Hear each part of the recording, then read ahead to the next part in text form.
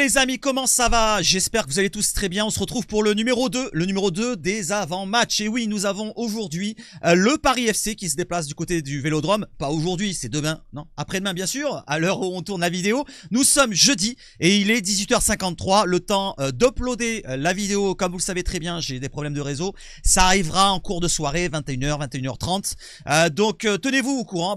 Vous pouvez pas le savoir puisque je suis en train de tourner, je suis con. Donc je continue.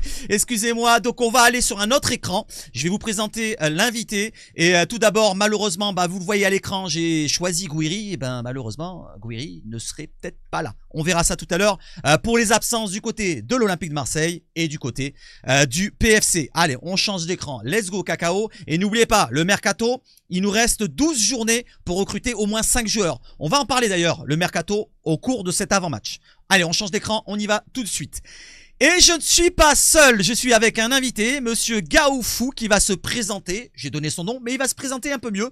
Et il va nous dire ce qu'il fait dans la vie, voilà, et qui il est exactement. Bonjour, je m'appelle Gaoufou pour l'internet. Je suis commercial dans la vie de tous les jours, mais je travaille pas mal sur présenter l'actualité du PFC et tout ce qui est autour du club, avec le média notamment Parlons Paris FC et sur ma chaîne Gaoufou. Voilà, merci Seb de m'accueillir aujourd'hui. Merci à toi d'avoir répondu favorablement à mon invitation. Et on voit la chaîne de Gaoufou sur YouTube. Donc voilà, 1028 abonnés, 1280 abonnés exactement. Donc si vous êtes intéressé par du contenu sur le Paris FC, n'hésitez pas à y aller, vous abonner, à donner de la force. Un petit like, c'est gratuit. Un petit boost, c'est gratuit. Un petit commentaire, c'est gratuit. Voilà, ne soyez pas trop avec vos pinces. J'enchaîne. Alors, on va affronter donc le Paris FC. Juste pour commencer, le bilan des confrontations. Et après, il va nous présenter son équipe avec d'abord la saison dernière, cette pré-saison, le mercato, et il enchaînera derrière avec d'autres choses que je vais lui demander. Donc, d'abord, cette stat-là, que tu ne vois pas à l'écran, mais je te l'énonce, mon cher Gaoufou, c'est le bilan des confrontations entre les deux clubs. Nous sommes affrontés que 8 fois, excuse-moi, c'est la 9e fois, avec 5 victoires marseillaises, 2 matchs nuls et 1 victoire du Paris FC, dont 2 matchs qui sont déroulés en Division 2, je ne sais pas quelle année, je crois, les années 70 peut-être. Et voilà, donc pour le bilan des confrontations, c'est un jeune club qui est fondé dans les années 70 si je me trompe pas, mais il va nous le présenter plus précisément. Voilà, peux-tu nous parler un peu de la saison dernière, ce que tu en as pensé, un petit résumé rapidement, ce qui a été bon, pas bon, des joueurs qui ont été bons, qui sont restés ou pas, et le mercato, et cette pré-saison s'il te plaît. Bien sûr, la saison dernière du Paris FC, elle fut hyper intéressante, riche, pleine de rebondissements. C'est une saison de montée, donc ça sous-entend qu'il y a eu de la réussite, il y a eu beaucoup de victoires. Ça a été une saison qui suivait une 5e place encourageante en Ligue 2. On a bien débuté la saison, on a eu l'arrivée de Maxime Lopez et Jean-Philippe Crasso en renfort majeur en début de saison. C'est des éléments qui sont des éléments principaux de la saison réussie. Le PFC après a connu aussi quelques difficultés à être régulier face à des équipes qui jouent avec des blocs très bas ou des équipes plutôt de bas de tableau qui n'ont pas forcément la même volonté de jouer il y a eu des difficultés sur ces matchs-là. Exactement, j'ai l'impression que je vais parler de l'OM un peu. Il y a des moments où j'ai l'impression qu'on parle du même club. Après, le club a finalement réussi à obtenir son billet pour la Ligue 1 lors des 2 dernières journées. D'accord. Donc ça, c'était un peu la photo de la saison dernière. La photo de la saison dernière. Alors l'année dernière, il y a eu une arrivée d'un investisseur. Hein. Tu m'en as parlé tout à l'heure. Exactement. Et ça vous a apporté quoi cet investisseur ? L'idée, dans un premier temps, c'était de laisser la direction en place, gérer jusque 2027.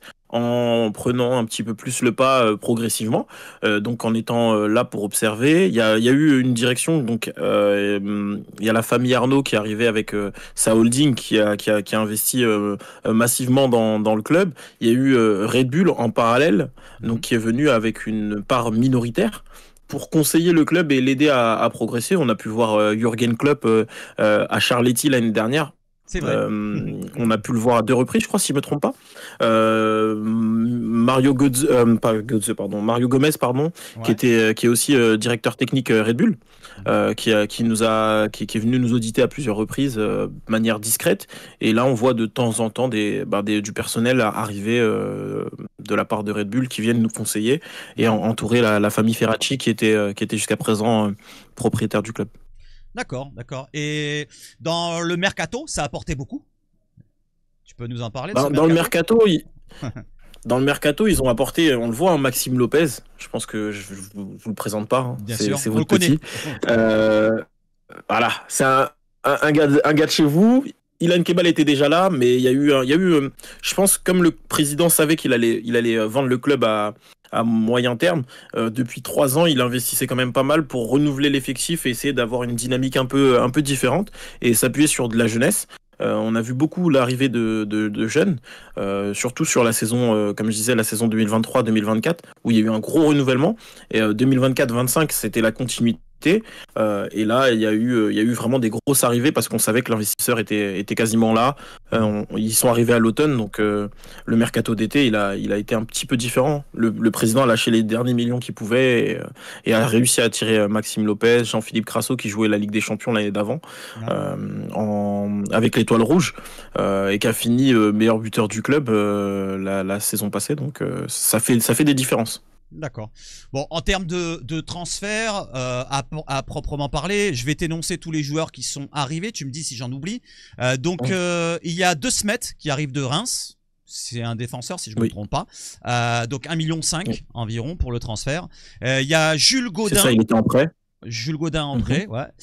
William Goebbels, je sais pas comment on l'appelle, ancien attaquant, formé à Lyon, hein, si je me trompe pas, c'est ça, ou Monaco? C'est ça, à Lyon, passé par Monaco. Voilà, il est passé par Monaco, gros transfert à l'époque, si je me souviens bien, un truc comme ça. 20 millions. C'est ça, c'est ça. Et il s'est un petit peu éteint. Voilà, après il est parti du côté de Saint-Gall. Là, on le voit, il est revenu. Donc pour un transfert à 9 millions quand même, faut le noter.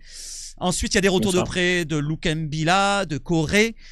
Otavio, gros transfert de 17 millions, le défenseur de Porto. Voilà, qui n'a pas joué le premier match. Qui n'a pas joué le premier match, il me semble bien. Non, non, pas encore. Il était absent, rage dedans. D'accord, ok. Ouan Lang B, je ne sais pas comment on le prononce, qui revient de près. Ouan ouais. Ah, ok. Et Sangui Simon, Maza Simon, pardon, et Kevin Trapp, le dernier arrivé. Donc ça fait quand même de l'expérience qui a été ajoutée, des joueurs qu'on connaît quand même, Moses Simon, Kevin Trapp, Sangui, ancien joueur de Reims, De Smet aussi, quand même, il a une petite expérience de la Ligue 1, une grosse même, et William Goebbels qu'on connaît, et Otavio, hein, la grosse recrue, j'ai envie de dire. Donc est-ce que tu es convaincu de ce mercato ou tu attends encore mieux? Qu'est-ce qui manquerait pour avoir un effectif complet, pour toi? Pour moi, au moment où on parle, je pense qu'il manque encore quelques recrues, notamment au milieu. J'aimerais bien avoir un ailier en plus, pour permettre à l'équipe d'avoir de la rotation et de la qualité aussi, un peu plus de qualité sur le front de l'attaque et ça serait pas de refus. Un défenseur, un arrière droit, parce que là aujourd'hui Chergui, qui était utilisé comme tel sur ce début de saison, c'est pas son poste naturel. Il est naturellement défenseur central. D'accord. Je pense que un milieu de terrain, vraiment un 8, vrai 8, si on veut jouer à 2 au milieu, qui est physique et qui est capable d'apporter vraiment de la qualité technique et aussi à la récupération. D'accord, d'accord. Bon, parce que Maxime Lopez, il n'a pas forcément ce côté récupérateur. C'est ce que j'allais dire. C'est plus un meneur de jeu, quoi. Bien sûr. Et si vous voulez, pour les latéraux, on en a un, nous, il s'appelle Lirola. Il prépare bien les cocktails. Il est pas mal. Lirola, tu pourrais t'en prendre pour pas trop cher. Voilà, donc pour le recrutement. Maintenant, cette pré-saison, elle s'est bien déroulée pour toi, ça va? Les résultats, je vais te les énoncer si tu t'en souviens pas. Donc vous avez fait quand même 1, 2, 3, 4, 5, 6 matchs comme l'OM, si je me trompe pas. Avec une défaite pour commencer pour le match contre l'Union Saint-Gilloise 1-0. Victoire contre Saint-Etienne 3-0, pas mal. 3-1 contre le FC Sion. 1 partout contre le Havre, 2 partout contre l'UNFP et la victoire 3-2 à 10 contre 11, j'ai l'impression, il y a un carton rouge, contre Nantes. Tu es satisfait de cette prépa? T'as vu de belles choses? Plutôt satisfait, c'est vrai que les matchs ils n'ont pas tous été diffusés, notamment le Lyon-Saint-Gilloise, c'était la reprise, on n'a pas eu le droit d'observer l'équipe durant cette défaite, donc pas trop insatisfait de ça, mais c'est une équipe qui, si je me trompe pas, joue la Coupe d'Europe la saison prochaine. Je sais pas si c'est la Ligue des Champions ou l'Europa League, mais c'est pour dire il y a quand même un niveau. Ouais, bien sûr, bien Il y a sûr. quand même un niveau de différence. N'hésitez pas dans les commentaires à donner l'info, on ne sait plus. Ça m'est sorti de la tête, mais Oui. sinon le reste en fait c'est des équipes qui sont plutôt du niveau du Paris FC, à part le FC Sion où j'ai pas forcément de repères, Mhm. mais quand tu as réussi à battre Saint-Etienne qui était en Ligue 1 la saison passée et Nantes qui est toujours en Ligue 1 et sauf erreur de ma part qui pourrait ne plus y rester pour très longtemps, ça c'est mon Mhm. prono, mais mais ouais, c'est plutôt encourageant, c'est plutôt intéressant. On se dit que les choses avancent bien et que malgré le fait que les recrues elles aient tardé à arriver, parce que c'est surtout maintenant qu'on attend des recrues, Mhm. ben les choses elles prennent une direction qui a l'air plutôt intéressante et positive. Ok, ok. Et bah tu vas enchaîner directement. Le résultat, malheureusement, le premier match, c'est une défaite, 1-0 à Angers. Voilà. Et alors, comment tu l'as vécu cette première rencontre avec une réduction à 10 du côté angevin? Voilà, vous êtes déplacé au SCO, hein, c'est quand même un déplacement pour vous, pour la remontée. Pour un promu, gagner le premier match à l'extérieur, c'était assez compliqué déjà. Mais là, en plus, bah, on vous rajoute déjà un bonus, mais vous n'arrivez pas à gagner. Est-ce que ça te file un doute pour la suite ou alors non, pas du tout, c'est juste, voilà, vous n'avez pas trouvé la solution, c'est juste comme nous, hein. Finalement, c'est le même résultat, hein. On était à 11 contre 10 contre Rennes, vous aussi. Même Bon, après... scénario, même Ouais. résultat. Donc 1-0 contre Angers. Bon, Et au Mhm. classement, bah, ça vous Bah, met Angers, 12e. Voilà, 12e et nous 17e, mais on a 0 points chacun. On va pas faire un point sur le classement pour l'instant. Donc, tu peux m'en parler du match alors? Comment tu peux le résumer rapidement? bah, bah, ben pour moi, le match contre Angers, c'est surtout voilà, une mise en bouche. On apprend à jouer une équipe qui a peut-être un peu plus d'expérience que nous de la Ligue 1 sur les dernières années. C'était une équipe qui était certes pas beaucoup plus forte que la nôtre sur le papier, mais une équipe qui a su nous imposer son plan de jeu. Mhm. Leur plan de jeu, c'était de jouer bas, de Ouais. jouer direct. Et Mhm. on a fait une erreur sur le seul ballon qu'ils ont eu, la seule opportunité qu'ils ont eu du match pour nous mettre en danger sur leur plan de jeu. D'accord. Et par contre, nous, sur le nôtre, on a été un petit peu moins en réussite, notamment avec Ilan Kebal, qui est lui aussi un Marseillais, hein, Ouais, c'est ça. qui a failli mettre une belle lucarne en première mi-temps et qui a poussé aussi en deuxième. Il y a eu du Maxime Lopez, il y a eu des frappes de pas mal de joueurs. Mhm. Quand je vois que l'homme du match, c'est le gardien d'en face, je me dis, ok, on a perdu, mais on l'a pas fait sans imposer quand même un certain style et une certaine manière. Donc c'est plutôt encourageant, même si c'est une défaite. C'est la première, on est à l'extérieur, on est face à une équipe qui a fait une belle saison la saison dernière, qui a posé des problèmes à pas mal d'équipes. Je pense que Ouais. Marseille contre Angers a eu quelques difficultés aussi. Ouais, m'en Et parle pas. quand on voit que c'est une équipe N'en parle voilà, pas. quand on voit que c'est une équipe qui a eu des résultats face à des gros de Ligue 1, je me dis, Mhm. bon, ben oui, si on est un gros nous-mêmes, un Ouais. gros, en gros budget en tout cas, c'est on n'a pas démérité face à eux. D'accord. D'accord, d'accord. Donc, on va aller tout droit vers la rencontre avec les compositions. Mais avant ça, tu vas me donner tes ambitions de la saison, ce que tu vois pour toi, et les ambitions du club. Pourquoi pas? Là, je montre à l'écran en même temps que tu me parles. Je montre à l'écran la décla du coach Gilly. Et tu peux m'en parler aussi de Gilly si tu l'apprécies ou pas, et si tu aimerais bien qu'il change de système. Mais tu verras après pour la compo. On verra, on la mettra à l'écran. Donc, il nous a dit quoi? Il nous a dit il faut faire preuve d'humilité. Aujourd'hui, l'objectif c'est de se maintenir durablement sur le club dans cette division.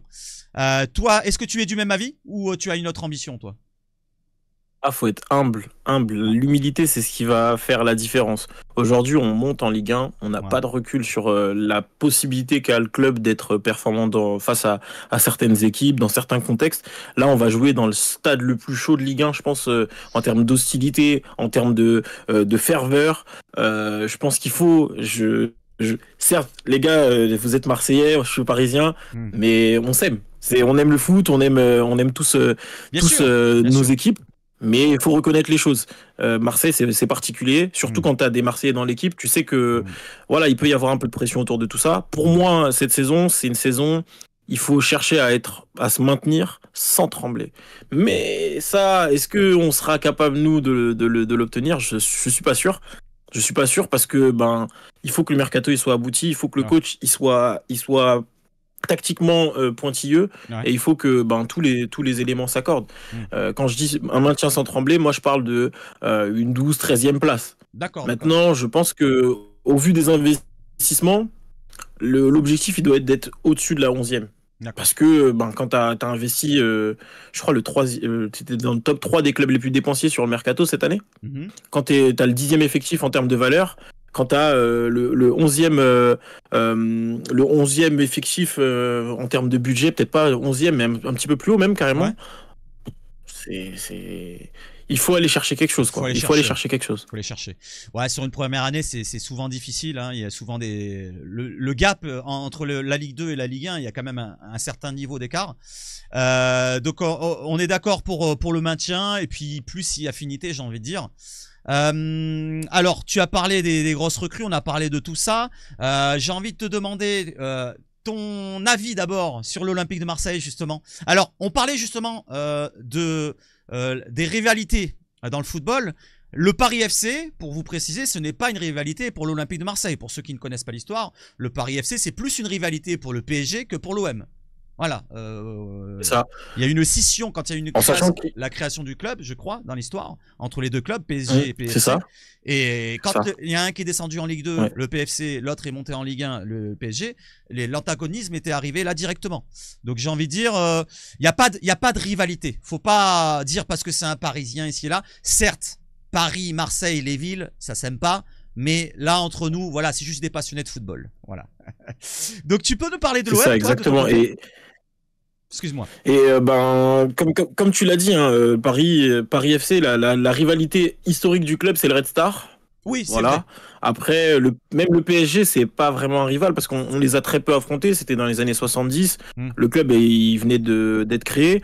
Et depuis, après, il y a des petits matchs amicaux de temps en temps. Il y a eu des petits matchs amicaux de temps en temps, mais en dehors de ça, voilà.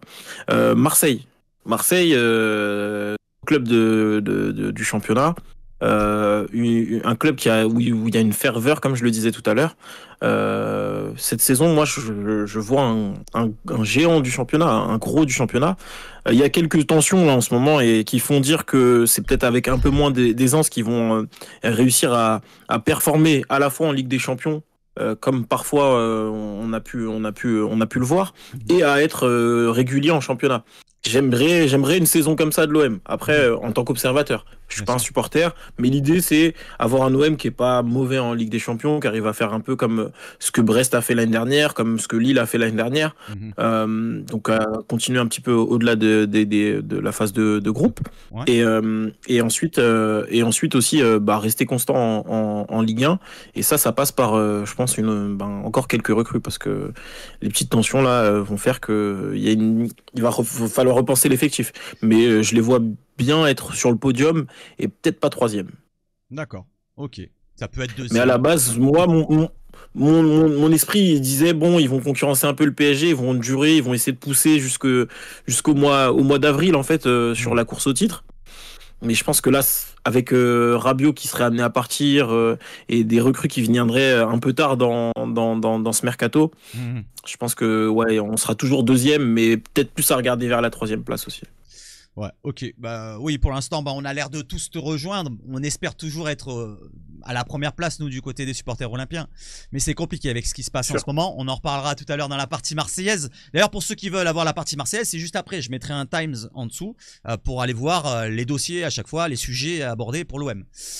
Donc, il reste maintenant quoi? Il reste maintenant à parler du sportif, c'est-à-dire de la composition d'équipe, du scénario. Bon, ça, on le fera en fin de vidéo. Entre nous deux, on donnera notre avis sur la fin de vidéo, sur les clés du match, les focus à voir dans la rencontre, sur des duels tête à tête dans la rencontre.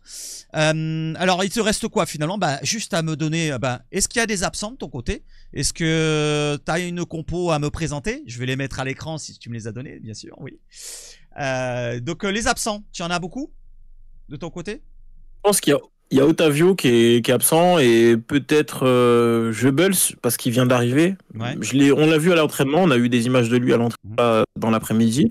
Otavio, il a été opéré des dents de sagesse, donc parfois on met un peu plus de temps à revenir parce que ça peut être douloureux, ça peut mettre un peu de temps à cicatriser et tout ça.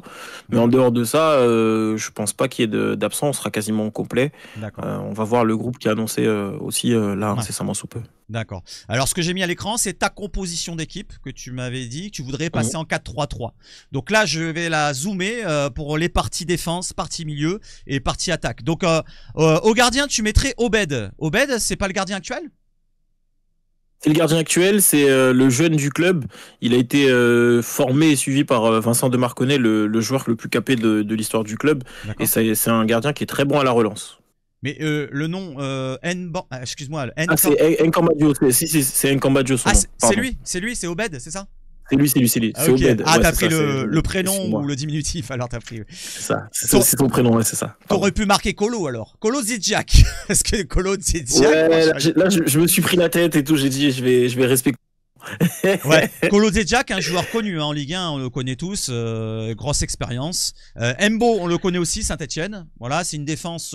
Alors Embo est un peu plus jeune, Kolo Zedjak un peu plus âgé, donc il peut être complémentaire. Je sais pas ce que tu en penses. Est-ce que tu es satisfait de ta défense?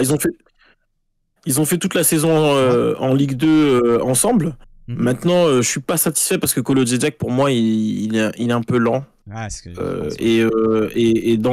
on l'a vu contre Angers, c'est la seule action où ils ont été dangereux. Long ballon dans l'axe de la défense, et il est pris de vitesse.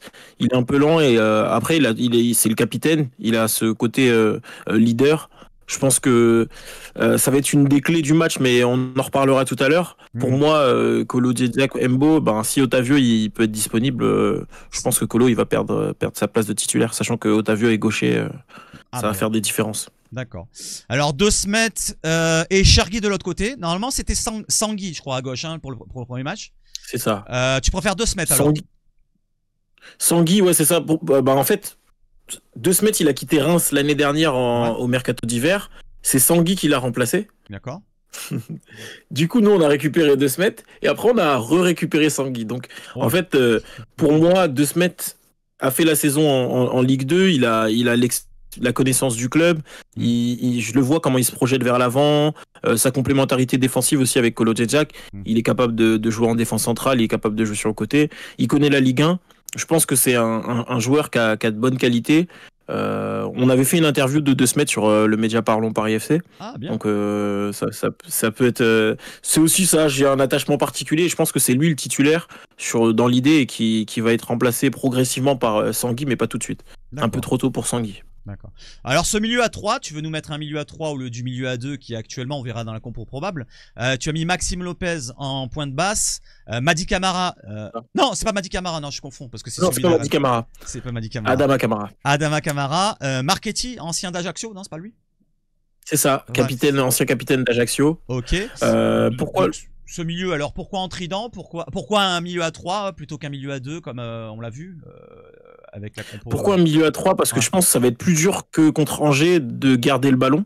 Contre Angers, je pense qu'on a eu 70% de possession de balle. Je pense que l'OM est capable de nous poser des problèmes dans le fait de récupérer vite le ballon. Par contre, si nous on l'a, ça permettra de rendre plus difficile, parce qu'on a des 3 joueurs qui ont joué quasiment toute la saison comme ça l'année dernière en Ligue 2 ensemble. Camara, il a eu son premier contrat pro il y a 2 ans, il a 27 ans, 28 ans je crois. C'est un joueur qui a beaucoup de talent, mais qui a mis du temps à être détecté. C'est mon chouchou, moi c'est mon chouchou dans cette équipe avec Obed et Kemal. Bon, j'ai beaucoup de chouchous. et du coup, je trouve que ces trois-là, pourquoi? Parce qu'ils sont... En fait, chacun peut permuter. Ils sont tous capables de jouer en 6, ils sont tous capables de jouer en 8, et ils peuvent tous se projeter vers l'avant. D'accord. Du coup, ça t'apporte quand même aussi tactiquement une solution de surnombre, même si on n'a que Crasso en pointe, en fait, ça se sentira pas. Ouais, la permutation peut s'effectuer et tu verras pas trop de différence, quoi. C'est ce que tu veux dire, au milieu. Et ça perturbera le milieu marseillais aussi, parce que si on se dit, vous avez un milieu dense et capable à l'homme à homme, capable d'être intéressant, là on est dans une gêne tactique. D'accord. Ouais. C'est pas comme nous on a Højbjerg et Gomez, c'est pas du tout les mêmes profils, tu vois. Je parle pas de Rabiot, parce que Rabiot il est plus là. Oui. Ouais.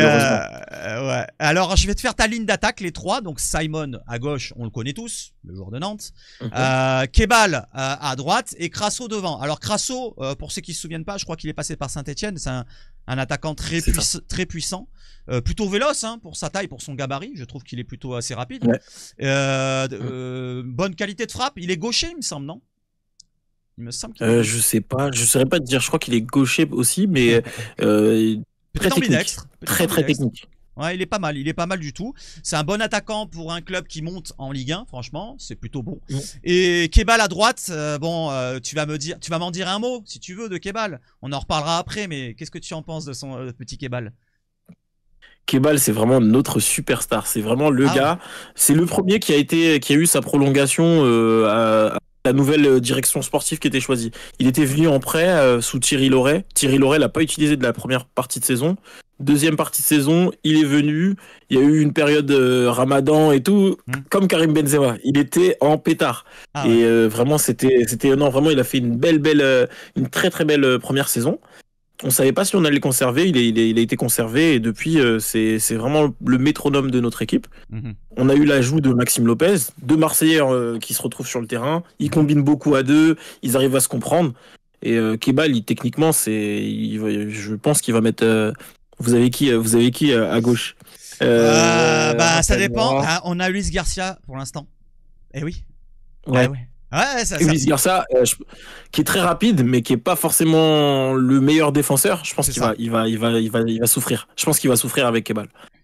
D'accord, Kebal, il aime bien d'accord. revenir en plus avec son pied gauche. Ça va être sympa. Ça va être sympa. Ah, on va en parler après. Tiens, on va en parler après, peut-être dans un focus. Alors là, c'était ta compo. Donc un 4-3-3 pour un petit peu chambouler le milieu et nous jouer des tours dans peut-être la possession de balle et nous empêcher un petit peu de créer du jeu.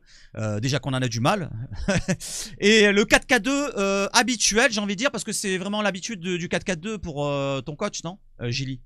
Il fait toujours un 4-4-2? Alors là, depuis la préparation, il est passé en 4-4-2 et l'année dernière, il a beaucoup utilisé deux attaquants de pointe parce que Kebal était plutôt un 10 en début de saison. Après, il est passé plus sur le côté, surtout quand on a récupéré Cafaro, qui venait de Saint-Etienne et qui était arrivé à la mi-saison, fin janvier.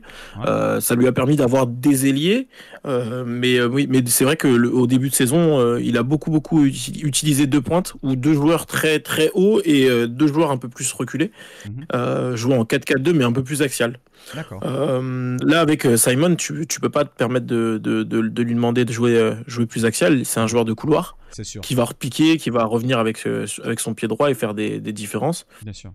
Donc moi j'ai opté pour le changement plutôt de Dico à la place d'Amel Ouais. par rapport à la précédente compo et toujours de se mettre titulaire comme je l'ai expliqué tout à l'heure. Ouais. D'accord. Dico, pourquoi? Parce que combativité, c'est un mec qui va aller au pressing, qui va pouvoir appuyer sur pourquoi pas des erreurs de relance ou mettre la pression un peu sur les défenseurs adverses qui vont avoir la possession du ballon. D'accord, d'accord. Ouais, je l'entends comme ça. Ok, d'accord. Pour Amel, tu m'en as dit du plus grand mal tout à l'heure, pas du bien. Non, mais il est limité. Ouais, il est limité. C'est un joueur de Ligue. C'est un joueur de Ligue 2 ou un bon remplaçant de Ligue 1, quoi. D'accord, ok, pas de souci. Et Camara, tu l'as remplacé, il s'était doucé hein, sur le premier match. Mais tu préfères Camara, pourquoi? Parce que c'est ton chouchou déjà, non? C'est ce que tu avais dit tout à l'heure. Déjà, oui, il y a et ça. Puis il apporte autre chose. Je sais pas dans quel domaine il apporte autre chose. Je pense en termes de... Si tu prends le côté complet, Camara est plus complet. Doucet, c'est vraiment un récupérateur. Ça va pas être un très très bon relanceur. Ça va pas être un joueur très très rapide ou technique. Ouais. Mais par contre, il a le côté physique, il a le côté tactique qui peut lui permettre de jouer à deux. C'est vrai que Camara, moi, je trouve qu'il a beaucoup de qualité. Mais malheureusement, je sais pas si c'est celle qu'il faut pour quand tu vas pas avoir trop le ballon. C'est vrai que c'est plus un joueur de 1-8 que 1-6. Donc c'est l'avantage de Doucet. Donc je pense que ce sera peut-être plus Doucet en vrai sur cette composition. Ouais, on verra bien. Donc ça sera à la limite le 4-4-2 et on va enchaîner les amis, on va partir sur la partie marseillaise. Alors avant de partir sur la partie marseillaise, je voulais te montrer que le match sera diffusé, je sais pas si tu le savais, au Grand Rex. Tu le savais? Tu l'as vu? Oui, j'ai vu pour les abonnés, on peut se rendre au Grand Grand Rex. Voilà, au Grand Rex pour aller voir le match OM Paris. Ceux qui sont sur Paris, c'est sur Paris, hein, je crois, Laurent Rex, hein, si je me trompe pas. C'est ça. Oui, oui, Ouais, c'est ça, c'est sur Paris. Voilà, donc n'hésitez pas à vous faire plaisir. Autre chose, une petite stat pour terminer. 46 ans que le PFC a pas marqué un but en Ligue 1. Je vous laisse deviner le stade où cette statistique va tomber. Et peut-être ça sera au Vélodrome. Voilà. Parce que oui. en ce moment plus, Il faut. tout va mal. Donc maintenant, je vais parler un peu de l'OM. Alors, je vais te demander ton avis de temps en temps, mais je vais faire un petit monologue de temps en temps aussi. Donc, on a le sujet qui fâche en ce moment, c'est celui-là. Ce que vous voyez à l'écran, le Parisien, Madame Rabiot, Véronique de son prénom, ne croit pas au dire de notre direction, de Pablo Longoria, de Mehdi Benassia, en disant que personne n'a été blessé. Soi-disant, on parle d'une baston de rue, plus de 10 minutes pour Moulinax et les autres. Voilà.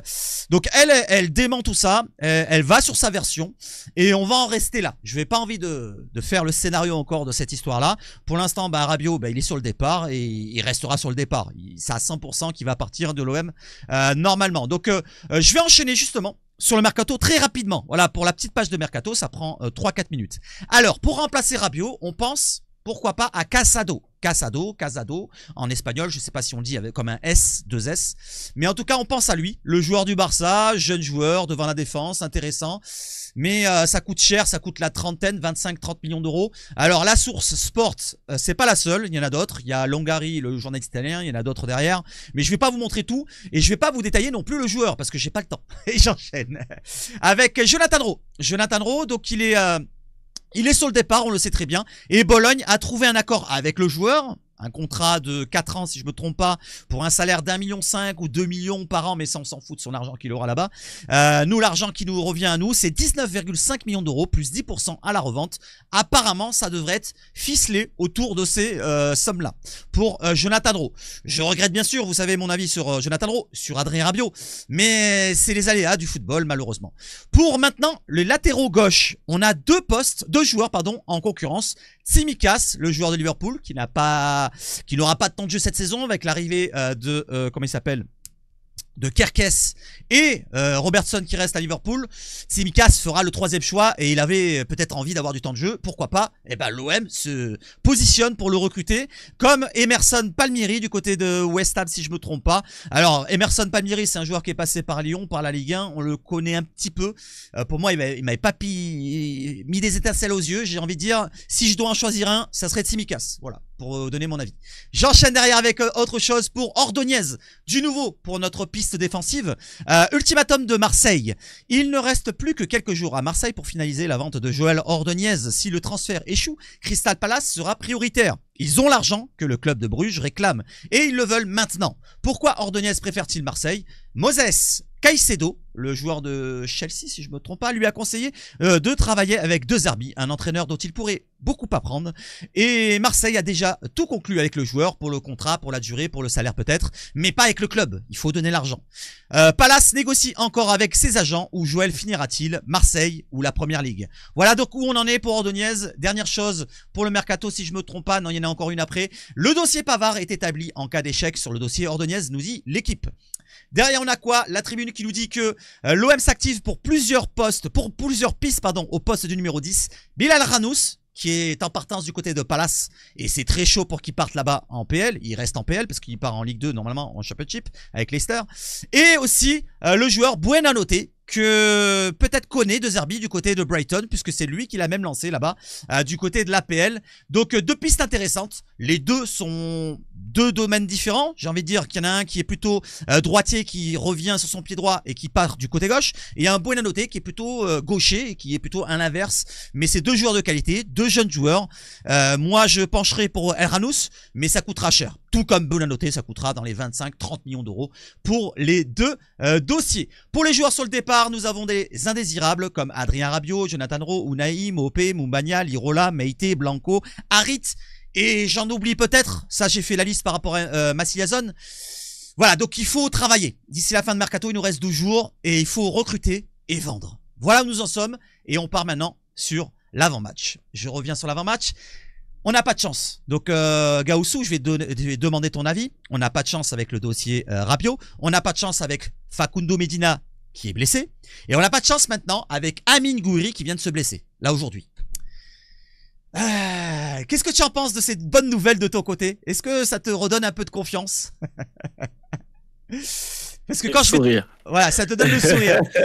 Ouais, parce que quand je vais te donner la compo, après, c'est plus la même. On n'a plus de Rabiot, on n'a plus de solution devant, mis à part Aubameyang. Ça commence à pêcher, j'ai envie de dire. Donc voilà. Dommage, j'avais mis cette information juste avant, c'est que Amine Gouiri s'était entraîné. Ils ont testé Amine Gouiri en tant que numéro 10 pour remplacer Rabiot. Donc on ne le verra pas sur le terrain comme Facundo Medina. Et derrière, on ne verra pas non plus la conférence de presse aujourd'hui puisqu'elle ne s'est pas déroulée, tout comme toi. Elle se déroulera logiquement demain si je ne me trompe pas.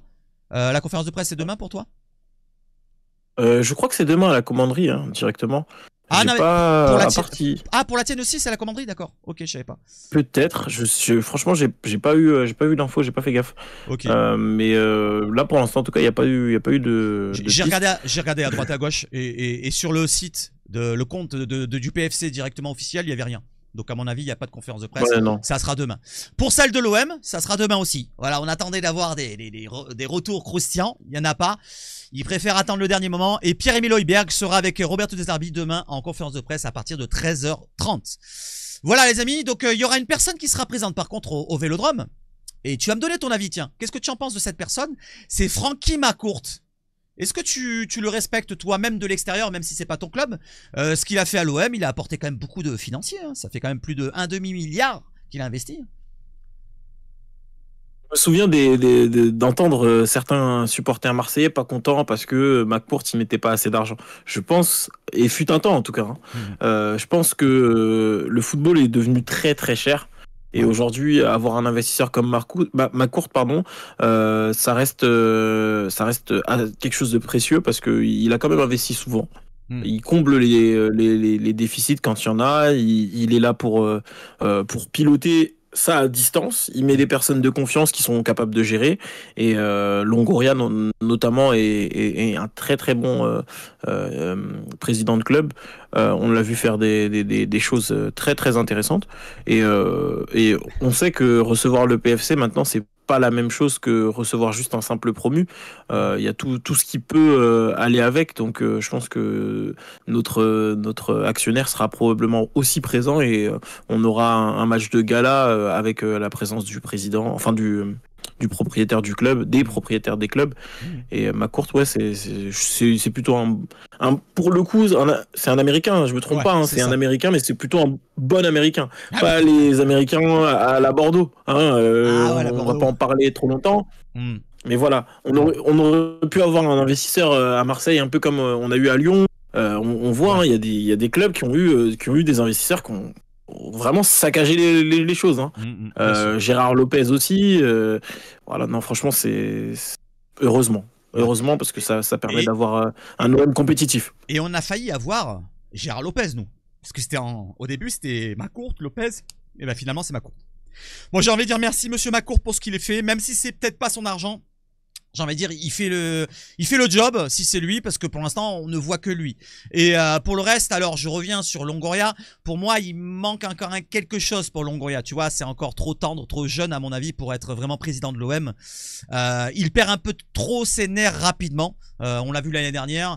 Et cette tension-là, je le dis encore, ça ressurgit un petit peu sur le groupe, sur le club en général. Et ce qui se passe dans les vestiaires, c'est peut-être dû un petit peu à ça. Je dis pas que c'est forcément que ça, mais tu rajoutes Longoria, tu rajoutes Benassia qui est quand même assez sanguin aussi comme type, qui s'est fait exclure l'année dernière. Tu rajoutes De Zerbi qui est encore pire qu'eux. Au bout d'un moment, je pense que c'est normal que cette tension ressurgisse dans les vestiaires. Ça, c'est mon avis. Après, bon, on est revenu sur le sujet Rabiot. Donc, je reviens sur le sujet de la compo. Alors, tu peux pas les voir de ton côté. Je vais te les énoncer. Et je vais énoncer aussi les absents. Les absents de l'OM, on le sait très bien. C'est Medina, c'est Pei Chao, qui n'est pas encore apte. Il sera de retour pour mi-septembre, après la trêve. Et maintenant, Amine Gouiri, plus Rabiot. Donc, malheureusement, j'ai mis la dernière compo du dernier match. Donc, le 4-2-3-1 à Rennes, pour vous souvenir un petit peu ce qu'on avait sur le terrain. Donc il faut enlever il faut enlever Rabiot, il faut enlever Gouiri. Et j'ai envie de dire, il faudrait peut-être enlever Kondogbia, c'est moi qui ai envie de l'enlever. Mais je vais l'enlever d'ailleurs. Tiens, je vais vous proposer les compos, peut-être probables ou mes compos, des choix de compos différentes. Donc on a la compo A avec un 4-2-3-1, avec une défense à 4. Bon, Roulier, je le bouge pas. Hein. Roulier, c'est toujours notre gardien. Et je vais t'énoncer tous les joueurs. Donc Murillo à droite, Garcia à gauche, parce qu'on n'a pas vraiment de choix. On a vendu Merlin, Medina est blessé. Donc on n'a pas d'autre choix. Ensuite, Balerdi avec Egan Riley pour la défense. Ensuite, à Højbjerg Gomez, Amin Harit, qu'on a vu à l'entraînement, qui allait d'être en forme. Amine Gouiri, bon, Amine Gouiri, malheureusement, il est blessé, donc je l'ai laissé là, mais il faut mettre autre chose, je sais pas, vous allez voir après. Et Greenwood à droite, Aubameyang devant. Donc voilà un petit peu la première compo. Tu vas me dire ce que tu en penses après, toi, de ton côté. Tu la vois pas, la compo, c'est vrai, j'ai oublié parce qu'on peut pas partager l'écran. Déjà, qu'est-ce que tu en penses de cette compo, en général? Bah, moi, je trouve que ouais, le 4-2-3-1, ça peut être une bonne option pour l'OM, pour avoir toujours cette solidité défensive avec la présence de Højbjerg et le travail de Gomez, tout en étant équilibré et en étant offensif. Ça amène pas trop de monde dans les mêmes zones, parce que c'est un peu ce qu'on peut reprocher au match de l'OM contre Rennes, c'est qu'il y avait trop de monde dans la même zone. Il y avait pas assez d'espace pour les joueurs. D'accord. Donc okay. j'aime bien ça. Ok. Moi j'ai envie de dire, ouais, il y a aussi l'ajout d'un joueur qui joue un peu plus à son poste comme Amin Harit par rapport à un Rabiot, qu'on voyait peut-être un cran plus haut, va apporter peut-être une différence. Maintenant, bah, comme je l'ai dit, Gouiri n'est pas là. Alors Gouiri sur la deuxième compo, il est toujours là, mais en fait j'ai changé juste deux joueurs. J'ai mis Bacola à la place de Gomez devant la défense. Le jeune Bacola, je sais pas si tu vois qui c'est. Et Gomez, je l'ai monté d'un cran. Je l'ai monté d'un cran, je l'ai mis en numéro 10. Est-ce que tu penses qu'un Gomez peut jouer ce poste-là de ton côté? Oui, du côté de Lille, il a montré qu'il était capable d'accompagner un petit peu plus haut les offensives de son équipe. Donc pourquoi pas. Après, Bacola, c'est un très jeune du centre de formation de l'OM, c'est ça, si je me trompe pas? Oui, il est arrivé il y a deux ans. N'hésitez pas à me dire dans les commentaires à peu près. Il y a 2 ans à peu près. Il a encore 17 ans. Il est très jeune. Hein, voilà, il est encore très très tendre. Mais et c'est un milieu de terrain, donc milieu de terrain, ouais, qui est plutôt polyvalent, gratteur de ballon, mais bonne technique. C'est plutôt un très bon joueur qui, dans l'avenir, peut être changé et transformé. Il peut devenir un box-to-box, il peut devenir un joueur peut-être même de couloir. Je sais pas trop sa vitesse si vraiment il est rapide, mais en tout cas, voilà, c'est un joueur intéressant. Il a que 17 ans. Il a pas peur. Ça, c'est très bien. Il prend ses responsabilités quand il a le ballon. En match de prépa, on l'a vu essayer de casser quelques lignes. Et c'est très très pertinent de voir les jeunes comme ça ne pas se cacher. Surtout à l'OM, c'est compliqué quoi. C'est très compliqué de faire ça. En plus il vient de Clichy. C'est pas loin. C'est ça. Bah, la région parisienne, donc ouais. Ça peut lui faire du bien de jouer contre le PFC. Alors il y a d'autres compos. Je vais enchaîner. Alors celle-là il y a toujours Gouiri en numéro 10, donc on va la passer. J'avais rajouté le Robinho Vaz. Je vais enlever cette compo là et je vais mettre la solution aussi Timothy Weah en ailier gauche, parce que Timothy Weah peut jouer ailier gauche, ailier droit, il peut jouer arrière droit, arrière gauche, il peut même jouer en pointe, il a déjà joué dans sa carrière. Donc n'oublions pas Timothy Weah. Et j'avais envie de proposer une autre compo, vous allez me dire ce que vous en pensez dans les commentaires, une compo avec 2 pistons. Et malheureusement j'ai laissé Gouiri. Donc on va se dire que Gouiri n'est pas là. Imaginez, Gouiri n'est pas là et on met Gomez en numéro 10. On met Bacola devant la défense. Et on a la même compo qui est là à l'écran. Alors malheureusement c'est tombé juste avant que je lance la vidéo. C'est pour ça que j'ai pas eu le temps de mettre les bons joueurs à la bonne place. Mais imaginez les amis, dans votre tête, faites un petit peu d'effort. Donc on a Roulier au gardien, Murillo dans la défense à 3. Imagine-toi de ton côté Gaussou. Donc Murillo à droite, Balerdi dans l'axe de la défense. Egan Riley sur le côté gauche. Ensuite devant la défense on a Højbjerg, Bacola. À droite, en piston droit, on a Weah. En piston gauche, on a Garcia. Et devant les deux milieux de terrain, on a Gomez qui viendra soutenir Greenwood et Aubameyang. Qu'est-ce que tu en penses de cette compo-là? Tu mettrais un Greenwood plutôt en faux neuf, en joueur qui tourne autour d'Aubameyang, c'est ça? Voilà. Et avec en soutien un Gomez qui peut soit venir combler un vide sur l'offensif, combler les espaces. Franchement, je trouve que c'est plutôt intéressant. C'est plutôt intéressant et c'est une composition où tu vas avoir du mal à avoir des 1 contre 1 pour nous. Ouais. Et ça peut être très très compliqué à gérer, surtout un Greenwood qui est libre. Ouais, qui est là, qui va à gauche, à droite, qui fait sa vie. Je pense qu'il peut être très très très dangereux dans cette position-là. Ouais. Sachant en plus les problèmes défensifs qu'on a, Coach des Herbis, vous avez un adjoint. Ah, on n'a pas entendu juste ce que tu as dit. Tu as dit coach de Zerbi, vous avez un adjoint, et après Vous avez un adjoint qui est en train d'animer des vidéos là, je comprends pas, qu'est-ce qui se passe? Non, non, très bon, très bon. Très bon, j'aime bien. Ok, donc, alors du coup, Wea en piston et Garcia en piston, ça apporte de la vitesse. C'est deux joueurs qui sont très véloces. Est-ce que de ton côté, De Smet et Chergui, si je me trompe pas, c'est ça à droite? Chergui? Ça va très vite ou pas? C'est pas des flèches, c'est pas des flèches, c'est pas des flèches. Mais ça dépend de comment l'attaque elle est construite. C'est vrai que si on a la possession, tu fais ça, on est mort. On est mort, on se fait aligner, je pense. Sur le papier en tout cas. Si c'est plutôt équilibré, et les deux équipes arrivent à garder le ballon, je pense que ça peut. Si on est en bloc bas un peu sur certains moments, ça se sentira pas et dans le duel ils seront bons. Chergui il est dur dans le duel, De Smet il est intelligent, il sait se placer, il sait ne pas lâcher. Après en transition on est vraiment en difficulté par contre. Ah d'accord, ok. Bon c'est plutôt intéressant. On verra ce que ça va donner sur le terrain. Alors maintenant je vais regrouper les deux compos à l'écran. Bam. Alors je vais l'agrandir, un petit zoom rapidement à l'écran. Bam. Voilà. Alors toi tu les vois pas, mais ceux qui me regardent, les viewers, vous les voyez. Donc on a Nkambadio au gardien. Tu m'as dit Mbo en défense avec Kolose Jack, ça bouge pas. Chergui, et c'est pas Sangui que tu mettrais, c'est plutôt De Smet que je vais changer. Donc voilà, De Smet. Voilà ce que ça pourrait donner. Ensuite, Doucet, tu m'as mis Camara à la place. C'est ce que j'ai compris. Lopez devant la défense. Tu peux laisser Doucet, hein. Tu peux laisser Doucet, hein.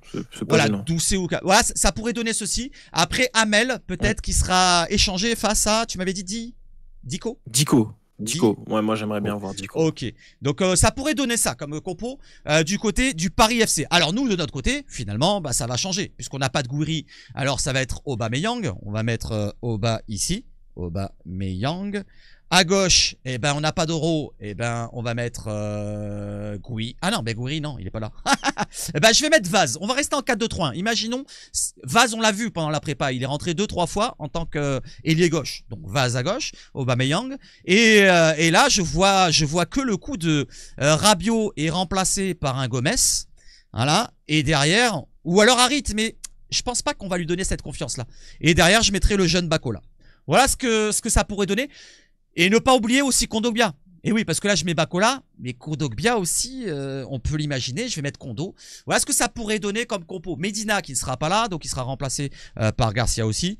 Donc voilà le 4-2-3-1 de l'Olympique de Marseille et le 4-4-2 à plat du côté du Paris FC. Pour ceux qui sont dans les commentaires, n'hésitez pas à réagir. Dites-moi ce que vous préférez comme compo. Celle en 3 défenseurs, celle en 4 défenseurs pour l'OM. Parce qu'on a beaucoup de chamboulements avec les départs de Rabiot et d'Euro et l'absence de Gouiri et de Medina. N'hésitez pas à proposer. Voilà pour les compos. Maintenant, on va aller sur quelques focus. J'en ai préparé que 2. Alors, il y a le focus des joueurs marseillais. Voilà, tu en as parlé tout à l'heure. Alors, je vais enlever le zoom. Hop. Voilà, on a Maxime Lopez et Kebal. Ilan de son prénom, c'est ça? Totalement. Voilà. Totalement, c'est ça. Ils sont tous les deux nés à Marseille. Et ils sont tous les deux passés au FC Burel. Alors, ils sont passés aussi à l'Olympique de Marseille pour le Maxime Lopez, mais il me semble que Kebal, non. Il n'est pas passé. Voilà. Il est passé à Marignane. Il a eu du mal à percer, hein. Voilà. Ouais, il a eu du mal à percer, Kebal. Voilà, donc Kebal, c'est un jeune Marseillais, né à Marseille, mais il n'est jamais passé par l'OM. Voilà, donc c'est un focus très rapide. Donc tu en as parlé très rapidement tout à l'heure. Tu dis que c'est des 2 joueurs de qualité quand même. Ils font partie de tes meilleurs joueurs, c'est ça? Bah moi, dans les focus, quand tu avais évoqué le fait de focus sur un joueur, Kebal, c'était tout naturellement que j'ai focus sur lui. Et j'ai focus aussi sur Maxime Lopez, parce que c'est les 2 joueurs qui, techniquement, en tout cas, je peux parler aussi de Crasso dans tout ça, mais techniquement, c'est les joueurs qui sont les plus proches du niveau de joueurs de Coupe d'Europe, d'internationaux, potentiellement. Kebal qui a déjà été appelé en sélection. Maxime Lopez qui était pas loin de l'équipe de France à un moment. Crasso qui est au niveau international, on a vu, il a gagné la CAN avec la sélection. Ces 3 joueurs-là, je sais que il y a un truc qui me fait dire qu'ils vont faire une bonne saison. Ouais. Et que si Marseille veut il va falloir les éteindre. Et pour éteindre les trois, ça va être compliqué. Va falloir faire ça en fait. Parce que je pense que Marseille prend quand même pas mal de buts. Et Oui. c'est des éléments qui sont susceptibles de marquer. L'année dernière, j'ai envie de dire, oui, on a fait une saison à 47 buts encaissés. Bon, cette saison vient de débuter. La pré-saison, on n'a pas beaucoup encaissé. On a encaissé 4 buts en 6 matchs. Ça va à peu près. On en a marqué 13. Et là, bon, on encaisse un but contre Rennes. On verra bien au prochain match. Mais c'est vrai qu'on a tendance à se faire transpercer. C'est surtout ce sujet-là que j'avais abordé sur mon débrief de la fin de match contre Rennes. On a tendance à se faire transpercer, mais trop facilement. Tu vois, contre une équipe à 10, tu dois pas te mettre à 50 mètres de ton but et te faire transpercer et de jouer le hors-jeu comme ça, comme ils le font. Voilà, ça se fait pas ça. Mais voilà, donc ça c'est un autre focus, c'est sur notre défense. Donc on va pas l'aborder ce focus là, on va plutôt aborder un autre focus. Donc toi tu m'as parlé, alors on va dire que c'était ton focus là avec Lopez, Kebal et Crasso qui apporte autre chose. J'avais envie de parler d'un autre joueur qui est dans ton effectif, qui vient d'arriver, c'est Moses Simon, avec nous, face à Moses Simon, on va aligner qui? On ne sait pas. Et j'ai envie de vous poser la question dans les commentaires. N'hésitez pas à répondre. Qui vous alignez sur le côté droit de la défense? Murillo, Egan Riley, qui peut jouer à ce poste-là, ou alors Timothy Weah? Voilà. Lequel sera le mieux adapté pour contrer Moses Simon, qui est un joueur très virevoltant, très percutant, difficile à prendre. En un contre un, ça va très très vite. Murillo, je sais pas si c'est le meilleur pour mettre face à lui. Weah, il est peut-être plus vif, mais défensivement, ça laisse à désirer. Peut-être Egan Riley, qui m'a l'air bien armé en début de saison, qui est plutôt pas mal. Qu'est-ce que tu en penses, toi? Tu verrais quoi comme match pour Moses Simon? Si c'est comme Angers, ils ont doublé à chaque fois. Sur lui et sur Kebal, ils ont mis 2 joueurs. À chaque fois qu'ils pouvaient, ils mettaient 2 joueurs. Parce qu'ils savaient que c'était des joueurs dangereux, capables de repiquer, de faire des choses. Je pense pas que l'OM prenne ce pli-là. Je pense que défensivement, vous jouez avec les qualités individuelles plutôt qu'avec une réflexion tactique de lui, on va l'éteindre. Et du coup, c'est ce qui me fait dire que peut-être ça peut être le premier match où on le voit briller, surtout si on est amené à jouer beaucoup de transitions. C'est un joueur qui est venu pour qu'on maîtrise un peu mieux la transition offensive. D'accord. Donc il peut avoir des bons ballons, surtout que c'est pour ça que je parlais de Maxime Lopez. Techniquement, c'est un mec capable d'avoir du jeu long. Et si autour de lui on fait un peu d'espace, ça peut être très très bien. D'accord, ok. Moses Simon qui pourrait nous faire mal en transition. Je viens de le dire tout à l'heure, ça va nous faire mal. Et en plus, Maxime Lopez, voilà. On sait bien qu'il y a des signes toujours comme ça avant-coureur. Un ancien joueur de l'OM, formé à l'OM, qui arrive et qui nous marque un but de 45 mètres. Hein, Maxime, ne marque pas. Calme-toi, Maxime. Voilà, donc les amis, on arrive sur la fin, mais il y a encore un sujet à aborder. C'est quoi? C'est le scénario de la rencontre, les pronos. Donc pour les duels, on les a fait. Alors tu vas me donner ton scénario de la rencontre, ta clé du match pour toi, pour réussir à avoir un résultat, match nul ou victoire de ton côté, si tu as envie de gagner des points. Et après, je te donnerai le mien, mon scénario, ma clé du match et mon prono. Donc vas-y, tu commences. Je suis préparé 2 scénarios. Il y a un scénario où, comme je l'ai dit, le match il est équilibré. Toutes les 2 équipes, elles ont la possession. C'est un peu fermé, mais chacune arrive à avoir quelques occasions. Je pense que là-dessus, sur un match comme ça, les transitions défensives, elles vont faire mal. Et il va falloir qu'on défende bien. Et je suis pas sûr qu'on soit capable sur 90 minutes face à l'OM, face à Greenwood, face à Aubameyang, face à Weah ou qui que ce soit d'autre. Je suis pas sûr qu'on soit capable de tenir à chaque fois. Donc ça, c'est le scénario où, pour moi, on perd 2-1 parce que l'OM a su concrétiser un peu plus d'occasions. Il y a un autre scénario où là, on est capable de pas trop subir de transition. Et on est capable aussi d'en profiter, de profiter de nos transitions, de ces moments-là où on récupère le ballon vite et on se projette vers l'avant. J'ai vu face à Rennes des choses qui me font dire que nos attaquants auront peut-être un peu plus d'aisance à aller tout droit vers le but et à marquer. Et je me dis dans un match où on est capable de faire le dos rond et de subir la pression du Vélodrome, on peut gagner, pourquoi pas. Pareil, je pense que ce sera un match avec des buts. Il peut y avoir du 2-2, du 3-1, des choses comme ça en fait. Ça peut être une vraie grosse surprise. Tu vas te calmer avec le 3-1 là, on l'a déjà pris l'année dernière contre Auxerre quand même.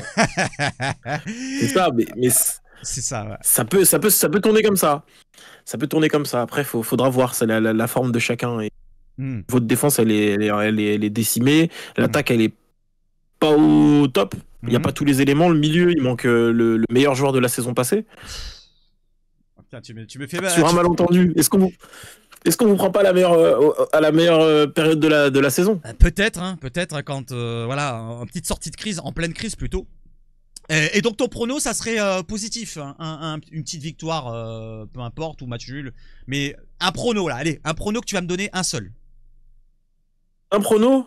Allez, vas-y, je vais dire 2-1 pour le PFC, mais parce que je suis là pour ça. Ouais, ouais, d'accord, d'accord, ok, ok. Bon, bah écoutez, on va couper là. C'est le mec. Alors attends, j'enchaîne. Alors je vais dire de mon côté ce que j'en pense. Alors le scénario, Ouais, bien sûr. faudra pas. Bon, ça va être la clé et le scénario en même temps, un petit peu comme toi. Faudra pas qu'ils ont les genoux qui tremblent et les jambes qui tremblent, parce que là, ça va pousser. Et si ça se passe mal d'entrée, si on encaisse un but d'entrée, ou attention à la bronca, parce qu'avec ce qui se passe en ce moment. Donc j'ai envie de dire déjà ça va être une clé ça, la pression à la soutenir du côté de nos Olympiens, à voir le schéma qui va mettre en place notre cher Roberto, et il faudra que les joueurs soient efficaces dès la première occasion pour calmer un petit peu justement cette pression là. J'ai envie de rajouter une petite clé moi, juste une toute petite clé, c'est les coups de pied arrêtés. J'en ai marre de voir les coups de pied arrêtés tirés comme des trompettes depuis l'année dernière où on a marqué qu'un but je crois sur coup de pied arrêté l'année dernière en coup franc direct avec Højbjerg, et même dans les corners et les coups francs je crois qu'on n'a pas marqué non plus beaucoup, hein. Je sais pas, n'hésitez pas à dire les chiffres, mais j'aimerais bien sur 12 corners qu'on soit un peu plus dangereux qu'une ou deux fois quoi, tu vois ce que je veux dire, parce que contre Rennes 12 corners, hein. 12 corners et tous tirés au premier poteau, quatrième poteau. Les coups francs intéressants, pareil, quatrième poteau. Ajustez, vous êtes des professionnels. Donc ça, c'est une clé très importante. Voilà, donc maintenant pour tout ce qui est le scénario. Alors j'ai envie de dire, si ça résiste et si je vais rester positif, je ne vais pas dire négatif. Allez, je vais rester positif. Alors je nous vois marquer justement assez rapidement. Voilà, tout le monde est content dans le stade. Pourquoi pas PFC qui égalise? Tu vois, juste en début de deuxième mi-temps, ils égalisent. Et puis après, on marque vers la 75e. Et puis derrière, PFC qui pousse un peu pour égaliser. Et on marque un troisième. Voilà, en transition rapide en contre. Voilà, un petit 3-1. Mon score que je veux depuis mes pronostics du match de pré-saison. Donc 3-1. Et puis voilà, quoi. Il n'y a pas d'autre chose à dire, hein. Un petit scénario, un petit prono, la clé du match. Voilà un petit peu mon prono. Voilà, on a terminé. J'ai envie de dire, tu vas me faire ton petit message de fin et tu vas me dire quels sont tes projets à l'avenir, voilà, de côté de ta chaîne, du côté du média et d'autres choses. Si tu as envie d'en parler, n'hésite pas. Tu es libre de dire ce que tu veux. Merci de me donner cette antenne encore une fois. Et les projets sur ma chaîne personnelle, continuer à parler de la Ligue 1 de manière globale, du football manière aussi globale, de faire du contenu un peu pour le Paris FC et pour tous les autres supporters. C'est vrai que je parle aussi, j'ai fait des previews sur la Ligue 1, donc on avance là-dessus. Ce soir, là, derrière moi, j'enchaîne avec l'avant-match de Parlons Paris FC pour ceux qui veulent débattre. C'est le lundi et le jeudi, on parle de cette équipe avec les quatre amis quand ils sont tous présents, et les projets c'est de continuer à faire du contenu, pouvoir échanger avec des joueurs et avec des personnes exceptionnelles comme toi, hein. T'es une belle découverte sur les réseaux. Merci. C'est aussi ça, d'être passionné. On est tous passionnés par nos clubs, et c'est fait avec énormément de gentillesse et de bienveillance, donc c'est toujours un kiff. Merci pour cette invitation, vraiment sincèrement.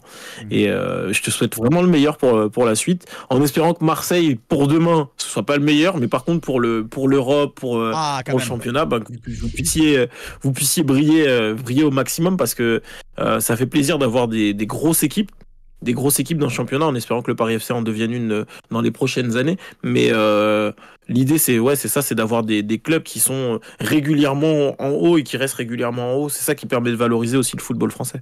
Bien sûr. Écoute, ça fait plaisir, hein. Merci pour ton message. Et ça m'a fait plaisir, on a passé un bon moment. Maintenant, pour le Paris FC, je souhaite que leur championnat, leur premier point commence après samedi. c'est-à-dire dimanche ou ouais, tu vois après. Et moi, je vous souhaite de rester en Ligue 1, pourquoi pas. Voilà, ça me dérangerait pas de vous revoir encore une année l'année prochaine. Donc c'était un bon moment, Oui. une belle découverte aussi pour moi. Alors j'ai envoyé plein d'invitations à droite à gauche, hein, je te l'ai dit, je crois, je sais plus. Voilà. Et tu étais le premier à répondre, donc merci en tout cas. Voilà. Et maintenant, ben, je vais te faire une proposition comme je l'ai fait aux supporters rennais qui est passé la dernière fois. Est-ce que ça t'intéresserait de repasser à faire une émission justement avec d'autres supporters d'autres clubs quand j'aurai un réseau, bien sûr? Bah oui, si c'est intéressant comme là, il y a pas de sujet. Hein. Franchement, il y a une super énergie, c'est super bien.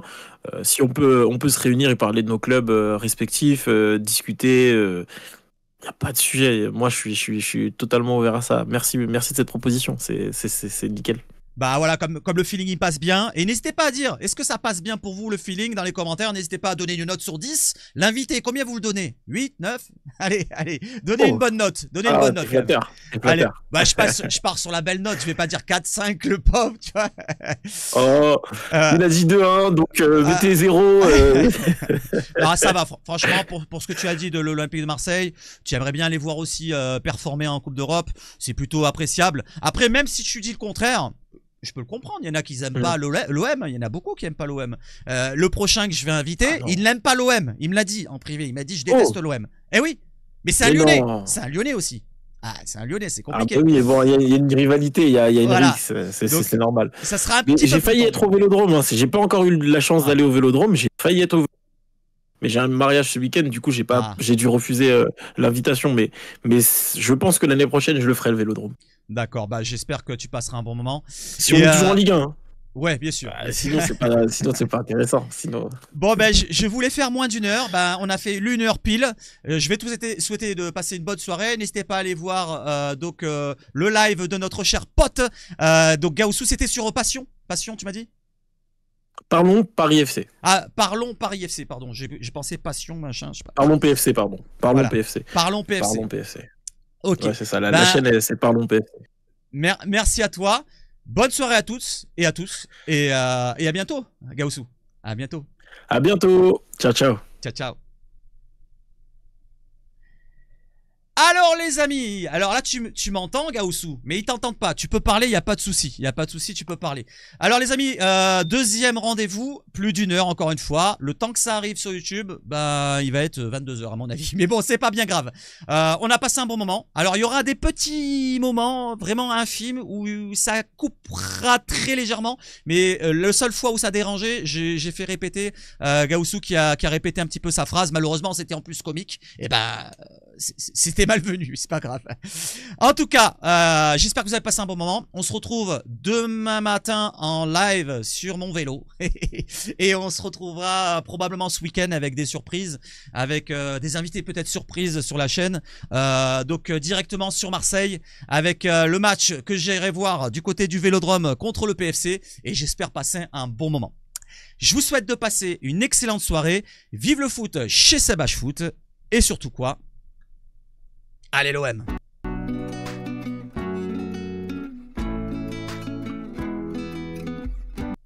Allez, ciao ciao ciao.